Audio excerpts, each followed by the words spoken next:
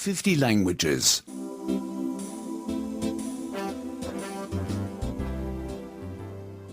29. 29. 29. At the restaurant. 1.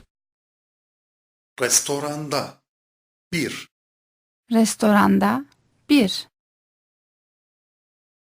Is this table taken? Masa boş mu? Masa boş mu? I would like the menu, please. Menüyü rica ediyorum. Menüyü rica ediyorum. What would you recommend? Ne tavsiye edebilirsiniz? Ne tavsiye edebilirsiniz? I'd like a beer. Bir bira isterim. Bir bira isterim. I'd like a mineral water. Bir maden suyu isterim. Bir maden suyu isterim. I'd like an orange juice. Bir portakal suyu isterim. Bir portakal suyu isterim.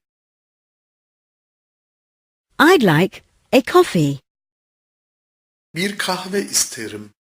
Bir kahve isterim. I'd like a coffee with milk. Sütlü bir kahve isterim. Sütlü bir kahve isterim. With sugar, please. Şekerli olsun lütfen. Şekerli olsun lütfen.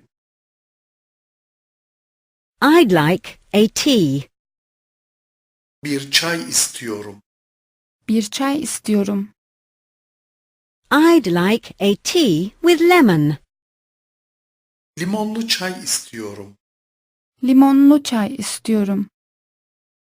I'd like a tea with milk. Sütlü çay istiyorum. Sütlü çay istiyorum.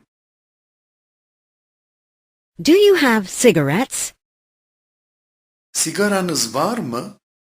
Sigaranız var mı?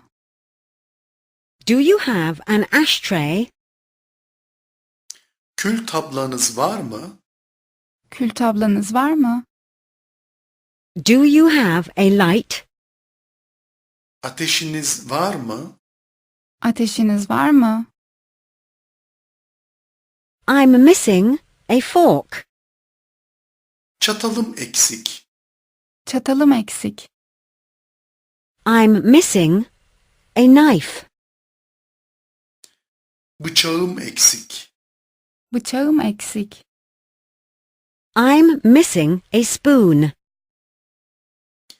Kaşığım eksik. Kaşığım eksik.